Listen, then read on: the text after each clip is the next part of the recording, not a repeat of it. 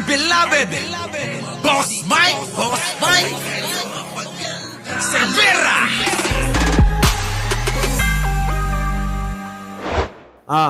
Sabi Trillanes, pinuri si PBBM, baluktot na hustisya sa panahon ni Duterte.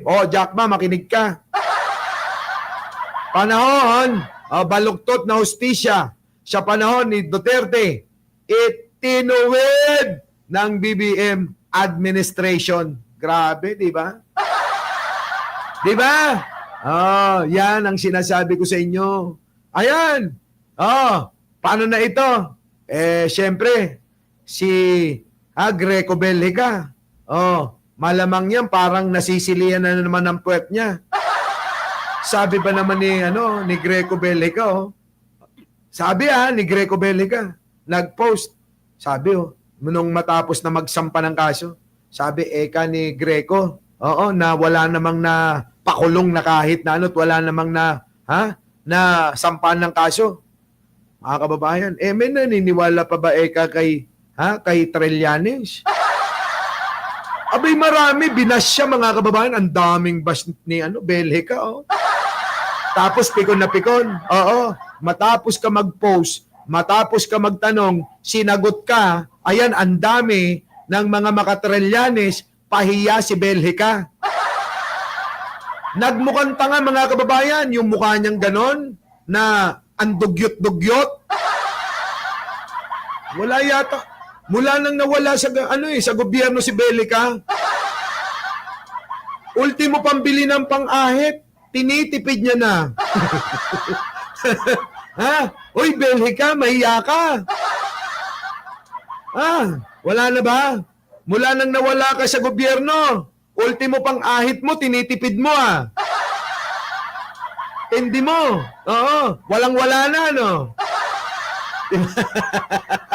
Grabe si Bellica, Visit, eto na. Mga kababayan ko, punta na natin. Nakahanap ng katapat, si Chavit. Sa totoo lang mga kababayan ko, talagang mahaba-haba sana itong tatalakayin na to. Kaya lang mga kababayan, pwede bang to be continue?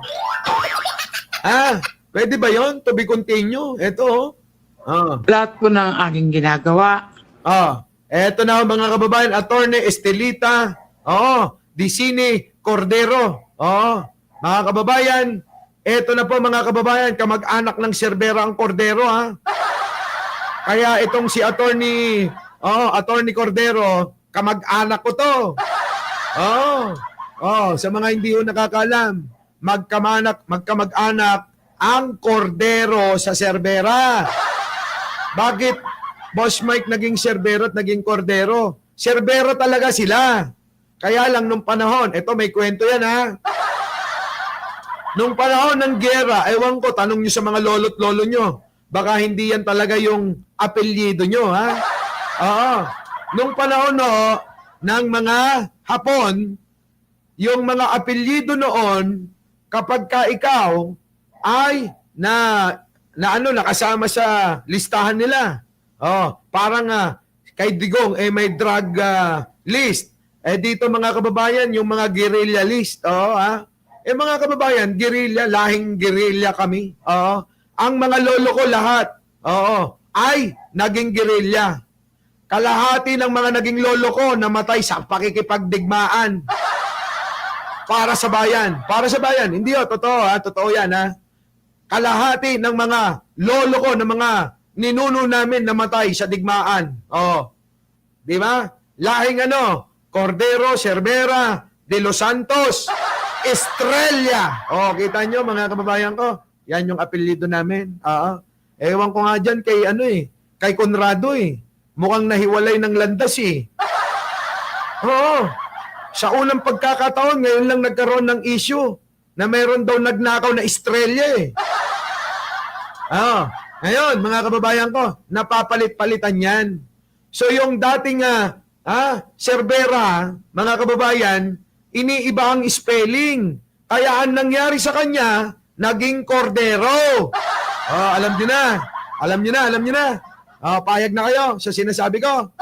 Sabi ni Leonora Brown, Baka hindi nyo lang alam. Oh, true yan, Boss Mike, kaya ganun din kami. Tunay naming apelyido is Abaya, pero iba yan ang sinasabi ko. Oh, galing ho ang kordero sa Cervera. Kaya wag na kayong magtaka kung bakit kami magkamuka. Dahil kaming dalawa ni Auntie Estelita, ni Auntie Lita nga eh. Auntie Lita, oh, laban mo ta. Oh, sa iisang sinapupunan lang kami galing yan. Kaya matapang. Sabi to, auntie ko yan. Oh, Auntie Lita. Oo, sige, terwom. Bibitinin ko kayo mga kababayan. Mamaya na natin 'to topic. Kasi, meron nung importanteng pupuntahan. Tatapusin ko na rito, ha? Babalikan ko kayo. Bibitinin ko.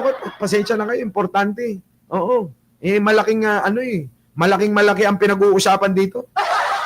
Oo, ha? Trabaho muna tayo. Okay, muli mga kababayan, babalik ako. May pupunta lang ako saglit. Tapos, babalik ako. Magla-live ulit tayo. Maraming salamat po. Wala nang wala nang, kansyon ba? Bye-bye! Our beloved Boss Mike Cervera.